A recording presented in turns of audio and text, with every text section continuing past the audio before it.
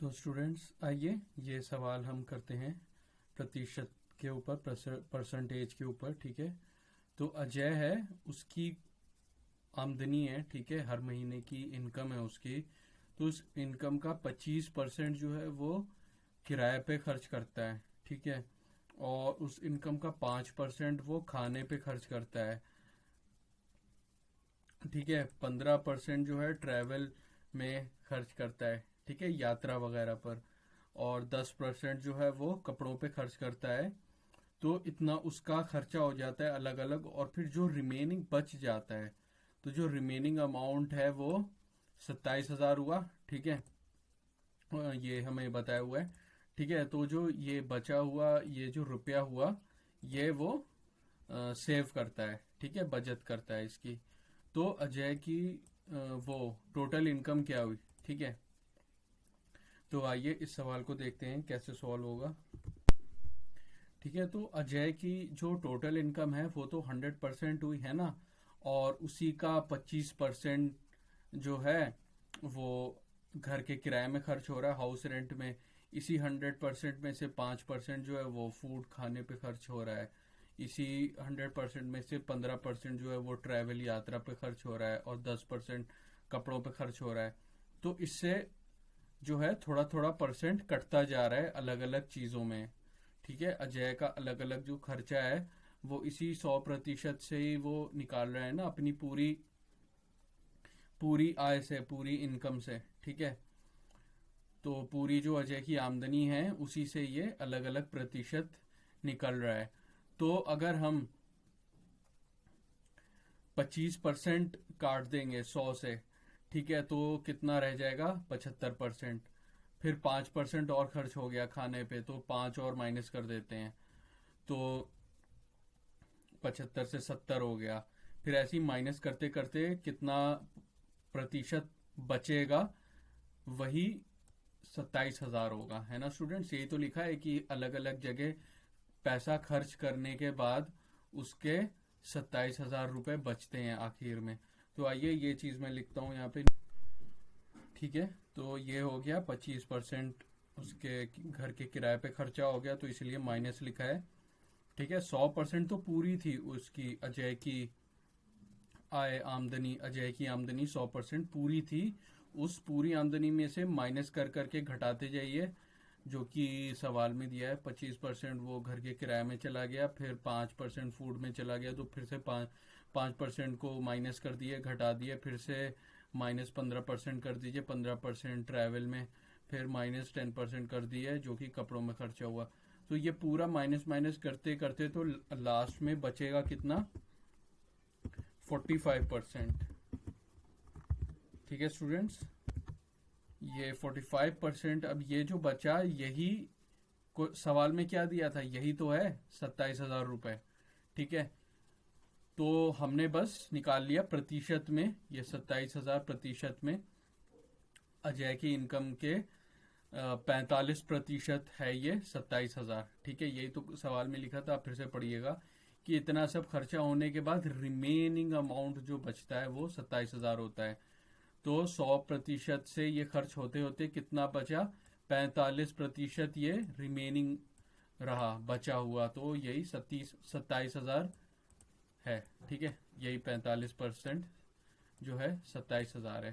तो आइए ये बात अब करते हैं, इससे आगे हल करते हैं ये सवाल, ठीक है। तो अगर अजय की पूरी इनकम, ये जो 100% है, ये जो पूरी इनकम, इसकी पूरी असली वैल्यू हम अगर एक्स मान ले, असली वैल्यू, ठीक है, अजय की आमदनी की, तो 45% ऑफ एक्स जो है वो 27,000 होगा, ठीक है। ये मैंने आपको पहले भी बताया था, ठीक है। तो यहाँ पे मैंने ये लिख दिया, ठीक है। 45% ऑफ एक्स, ठीक है, एक्स का 45% जो है वो 27,000 होगा, ठीक है। तो इससे हम एक्स निकालेंगे, और एक्स जो है वही अजय की इनकम है, ठीक है। एक्स जो है वो अजय की आमदनी है, ठीक है। तो आइए इससे हम एक्स निकालते हैं, ये जो इक्वेशन है इसे सॉल्व करते हैं, ठीक है। तो ये हो जाएगा 45/100, ठीक है, 45/100, फिर गुणा करना होगा एक्स से, और जो कि बराबर होगा 27,000 के, ठीक है, तो इसमें 100 इधर चला जाएगा तो ऊपर आ जाएगा, 27,000 से गुणा हो जाएगा, मल्टीप्लाई हो जाएगा, तो 27,000 इंटू 100 और डिवाइडेड बाई 45, और वही x की वैल्यू आ जाएगी। तो आइए x की वैल्यू फाइनली हम लिख देते हैं। ठीक है, तो x बराबर ये हो गया। ठीक है, 100 इधर चला गया, ऊपर दूसरे साइड आ गया तो वो ऊपर चला जाता है ना, इक्वल टू के दूसरे साइड आ गया तो नीचे से ऊपर चला जाता है, और 45 ऊपर से नीचे आ जाता है। तो x बराबर 27,000 इंटू 100 डिवाइड बाई 45, तो यहाँ से निकल के आया कि x की वैल्यू 60,000 है। तो ऑप्शन ए है इस क्वेश्चन का आंसर। ठीक है, तो इस क्वेश्चन में यही पूछा था कि अजय की इनकम क्या है, तो अजय की इनकम जो है वो 60,000 है। तो आइए स्टूडेंट्स, ये हम एक और सवाल देखते हैं। ठीक है, परसेंटेज के ऊपर। तो 50% ऑफ p माइनस क्यू। ठीक है, p माइनस क्यू का अगर हम 50% लेंगे तो वो किसके बराबर दिया है, p प्लस क्यू के 30% के बराबर दिया है। ठीक है, और अलग से ये चीज़ और दिया है कि q जो है वो x% ऑफ p है। ठीक है, तो हमें फिर x निकालना है कि x क्या होगा, x की वैल्यू क्या होगी। ठीक है, और ये ऑप्शंस हैं। अच्छा स्टूडेंट्स, ये मैंने आपको इस तरीके के क्वेश्चन करने की एक ट्रिक बताई थी कुछ पिछले क्लासेस में। ठीक है, जिससे आप बड़ी आसान से इस तरीके के सवाल कर सकते हैं। तो उसमें यही था कि कोई भी अगर प्रतिशत करके ऑफ करके और कुछ लिखा हो तो उसे हमें कैसे लिखना होता है।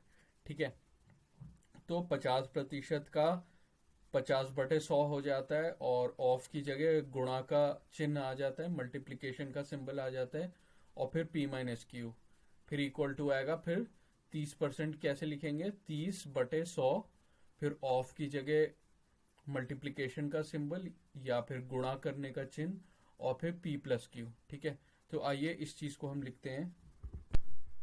ठीक है स्टूडेंट्स, तो ये हो गया। ठीक है, 50% की जगह 50/100 आ गया, और प्रतिशत का चिन्ह हट गया, ऑफ की जगह मल्टीप्लाई आ गया, फिर p माइनस क्यू, और वैसे इस side 30/100 into p plus Q. अब इसे हमें सॉल्व करना है। ये चीज़ मैंने ये सवाल से ही उठाई है। ठीक है, सवाल में ही पूरा ऐसा दिया हुआ था। ठीक है, और बाद की बात तो अलग है, वो हम बाद में इस्तेमाल करेंगे। अभी इतना सा हिस्सा उठा के इस पे काम कर रहे हैं। ठीक है, तो नीचे से 100 इधर से और 100 इधर से कट जाएगा, कैंसिल हो जाएगा। इधर एक शून्य और इधर एक और शून्य। ठीक है, 0 0 कैंसिल हो जाएंगे। ठीक है, तो 5 बचेगा इधर, और इधर से 3 बचेगा। तो इधर 5 जब बचेगा तो 5p माइनस 5q हो जाएगा, और इधर 3p प्लस 3q हो जाएगा। ठीक है, तो यही चीज़ मैं यहाँ पे लिख दी, 5p minus 5q is equal to 3p plus 3q। अब इस 3p को मैं इधर ले जाता हूँ। ठीक है, और 5q को लेफ्ट से राइट साइड ले जाता हूँ। ठीक है, तो इधर जब 3p जाएगा राइट से लेफ्ट में जाएगा, तो इधर प्लस था ना, तो इधर जाके -3p हो जाएगा, और इधर का -5q जब दाएं साइड आएगा तो +5q हो जाएगा। ठीक है, तो ये आ गया हमारे। ठीक है, ये आ गया हमारे पास। ठीक है, 5p minus 3p is equal to 3q plus 5q। अब ये 5p माइनस 3p जो है 2p हो जाएगा, और इज इक्वल टू 8q हो जाएगा, इधर 8q हो जाएगा। ठीक है, तो ये हमारे पास एक चीज़ आ गई। ठीक है, इसे हमें याद रखना है, ये अभी हम बाद में इस्तेमाल करेंगे। तो 2p is equal to 8q हो गया, इसे हम इक्वेशन 1 नाम दे देते हैं। ठीक है, अच्छा इसमें ये जो हमने पहली क्वेश्चन मानी है, इसको आप फर्दर और सिंप्लीफाई भी कर सकते हैं। ठीक है, तो p is equal to 4q भी लिख सकते हैं, क्योंकि 2 और 2 इधर से आप कैंसिल कर सकते हैं, कॉमन फैक्टर। ठीक है, तो ये p is equal to 4q भी करके वैसे भी कर सकते हैं, वैसे भी आंसर आएगा, और इसमें भी अगर करूँगा तो इसमें भी वही सेम ही आंसर आएगा। ठीक है, अब ये वाली बात देखते हैं, x% of p is equal to q। ये मैंने यहाँ से उठाया है। ठीक है, सवाल में दिया हुआ था x% of p is equal to q। ठीक है, तो वापस क्या हो जाएगा, x% का x/100 हो जाएगा, ऑफ की जगह आपको इनटू लिख देना है। ठीक है, गुणा करने का चिन्ह लगा देना है, फिर p is equal to q लिख देना है। ठीक है, तो हमारे पास ये आ गया, ठीक है, x बटे 100 into P is equal to Q. अब ये वाली जो इक्वेशन है इससे q की वैल्यू निकल रही है, ठीक है। तो इस q की वैल्यू को आपको इस इक्वेशन 1 में रख देना है। q की जगह ये चीज रख देनी है एक्स पी बाई 100, ठीक है, q की जगह, ठीक है। तो अ, तो क्या हो जाएगा, 2p इज इक्वल टू 8 फिर x इंटू पी फिर बटे 100, ठीक है। तो ये मैं रखता हूँ, ठीक है। तो इसलिए इसको इक्वेशन 1 नाम दे दिया था, क्योंकि बाद में ये अब इस्तेमाल हो रहा है ना। तो putting this value in equation 1, ठीक है। तो ये इक्वेशन आ गई हमारे पास। तो एक्स पी बाई 100 जो है, एक्स पी बाई 100 को यहाँ क्यू की जगह रख दिया, ठीक है। तो 8 जो है वो 8 यहाँ पे आ गया और क्यू की जगह एक्स पी बटे 100 आ गया, ठीक है। अब स्टूडेंट्स पी और पी दोनों साइड से कैंसिल हो जाएंगे, ठीक है। तो 2 is equal to 8x by 100 हो जाएगा, ठीक है। तो p और p दोनों तरफ से कैंसिल हो गए, तो हमारे पास ये बचा 2 इंटू 8x बटे 100 और यहाँ से x की वैल्यू 25 निकल के आई। तो स्टूडेंट्स यही है क्वेश्चन का आंसर। क्वेश्चन में x की वैल्यू पूछी थी, तो x की वैल्यू 25 है, ठीक है। यही हमारे पास आया है, ठीक है स्टूडेंट्स। आइए स्टूडेंट्स ये सवाल देखते हैं परसेंटेजेस के ऊपर, ठीक है। राम की इनकम, ठीक है, राम की जो आमदनी है, आय है, वो श्याम की आय से 20% ज्यादा है, 20% ग्रेटर है, ठीक है। ये आपको याद रखना है। Then the percent by which Shyam's income is less than Ram's income is, ठीक है। पहले जो, तो ये दो लाइनें हैं इसमें, पहली ये लाइन और फिर ये वाली लाइन, ठीक है। तो पहले इस लाइन को लिखते हैं हम, ठीक है। ये जो लाइन क्या कह रही है, आइए इसको हम इक्वेशन के तौर पे लिखते हैं पहले। तो सबसे पहले स्टूडेंट्स आप मान लीजिए राम की जो आय है, राम की जो आमदनी है, उसे आप x मान लीजिए, ठीक है। और फिर श्याम की जो आमदनी है उसे भी आप y मान लीजिए, ठीक है। दोनों अलग अलग है ना, दोनों की इनकम, दोनों की आय अलग अलग है, तो इसलिए x और y मान लीजिए। अब देखिए ये पहला जो सेंटेंस है, पहला वाक्य जो है, उसमें क्या लिखा है, ठीक है, ये वाला, कि राम की आय श्याम की आय से 20% अधिक है, ठीक है। मतलब राम की इनकम ज्यादा है और श्याम की इनकम से कितनी ज्यादा है भाई, 20% ज्यादा है, ठीक है। तो स्टूडेंट आपको ये ध्यान रखना है, जो राम की इनकम है वो श्याम की इनकम के 20% नहीं है। श्याम की इनकम जो है उसके और अधिक, उसकी जो 20% है उसके बराबर है, ठीक है। तो अगर मैं लिखूं y प्लस, ठीक है, y जो कि शाम की इनकम हो गई, ठीक है, ये शाम की इनकम हो गई और उसके ग्रेटर देन 20% है राम की इनकम, मतलब इसमें और आपको 20% ऑफ y जोड़ना होगा, तब राम की इनकम आएगी, तब x आएगा, ठीक है स्टूडेंट्स। ठीक है, तो y plus 20% of y is equal to x, ठीक है। तो ये जो है, अब आपको मैंने बताया था, ये जो बीच में ये जो चीज लिखी है 20% ऑफ y, ये फिर से कैसे हम लिख सकते हैं, 20/100 और ऑफ की जगह इनटू मल्टीप्लाई का सिंबल आ जाता है, गुणा का सिंबल, और फिर y, ठीक है। तो इसकी जगह हम ये चीज लिख देते हैं। तो आइए देखते हैं फिर इक्वेशन क्या बनती है, ठीक है। तो ये हो गया y plus 20/100 into Y equal to X. अब ये जो है, ये जब आप सॉल्व करिएगा तो ये 20 इंटू 5 जो है वो 100 होता है, ठीक है। तो ये 1/5 इंटू वाई हो जाएगा, ठीक है। और y प्लस 1/5 वाई कितना होता है, 6/5 वाई इक्वल टू एक्स हो जाएगा, ठीक है स्टूडेंट्स। तो ये हो गया 6/5 Y is equal to X, ठीक है। ये तो आप आसानी से कर लेंगे, ठीक है, ये काफ़ी आसान गणित है, ठीक है।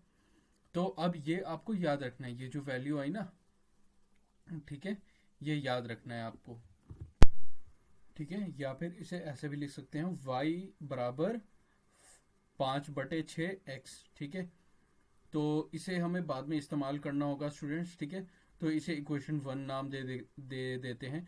वैसे आप यहीं पर भी छोड़ सकते थे, ऐसी कोई बात नहीं थी, आंसर तो इससे भी आ जाएगा, लेकिन इससे आंसर थोड़ा अच्छे तरीके से आएगा। ठीक है, ऐसी कोई बात नहीं। आप ये भी इस्तेमाल कर सकते हैं बाद में, मतलब x की जगह ये वैल्यू पुट कर सकते हैं, ठीक है, y की, या फिर ये भी इस्तेमाल कर सकते हैं, y की जगह x की वैल्यू पुट कर सकते हैं बाद में। ठीक है, तो ऐसी कोई बात नहीं है कि आंसर आप दोनों तरीकों से निकाल सकते हैं, या तो इसे मान लीजिए इक्वेशन 1, या तो इसे मान लीजिए इक्वेशन 1। ठीक है, तो अब आइए, अब ये जो बात का जो अगला सेंटेंस है ये पढ़ते हैं। Then the percentage by which Shyam's income is less than Ram's income is. ठीक है, तो इसको आपको बहुत ध्यान से पढ़ना है। ठीक है, कि तो श्याम की आय राम की आय से कितनी प्रतिशत कम है, तो किसके मुकाबले पूछ रहा है ये। ठीक है, श्याम की तो इनकम पूछ रहा है, ठीक है, ये कितनी लेस है, किसके मुकाबले, राम के मुकाबले। ठीक है, तो जो बेस वैल्यू है यहाँ पे वो राम की इनकम होगी। ठीक है, जो बेस वैल्यू होगी वो राम की आमदनी होगी। ठीक है, ये मैंने अभी पिछले क्लासेस में काफी बार आपको पढ़ाया है, ओरिजिनल वैल्यू, बेस वैल्यू। ठीक है, तो ये आपको याद रखना है कि राम के इनकम के हिसाब से हम निकाल रहे हैं कि श्याम की इनकम कितनी कम है। ठीक है, श्याम की आमदनी कितनी कम है, किस किसको देख के, किसको नजर में देख के हम निकाल रहे हैं, राम की आमदनी को देख के निकाल रहे हैं। ठीक है, तो इसलिए ये जो मैंने अभी आपको समझाया ये आपको एकदम याद रखना है। ठीक है, तो आइए नेक्स्ट देखते हैं। अब ये वाला जो सेंटेंस है इसके बारे में मैं लिखूंगा। तो स्टूडेंट्स, वही वाक्य, वही सेंटेंस मैंने यहाँ पे फिर से लिख दिया है।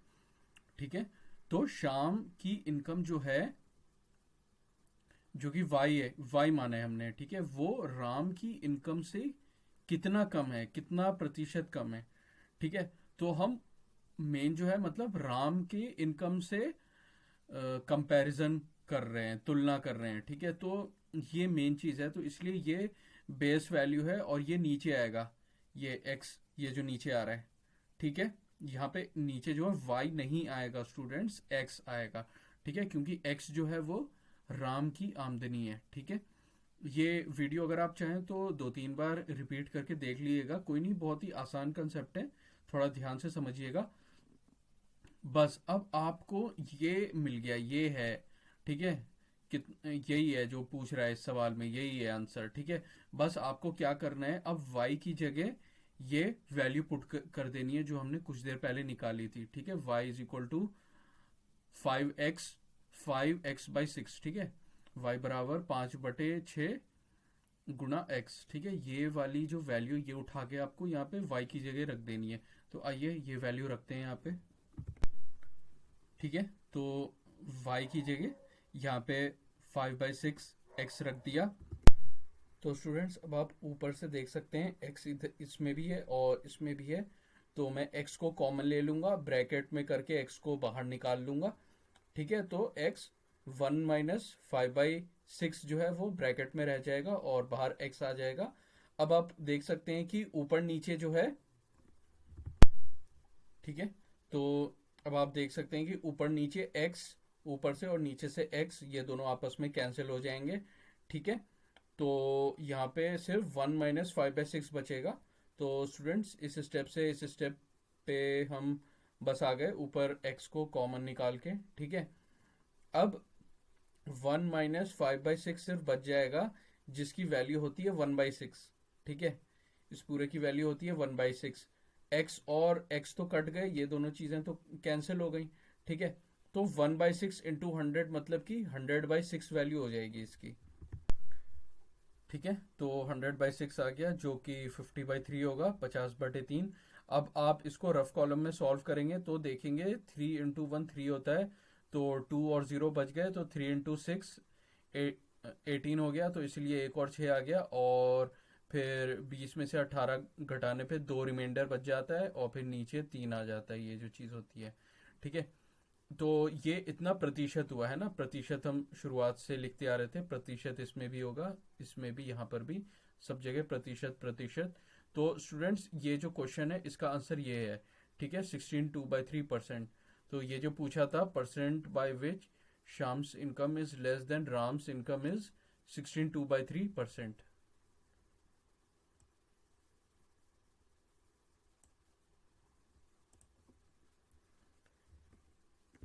तो अगर हम ये क्वेश्चन देखेंगे तो ये रहा, option A is the correct answer.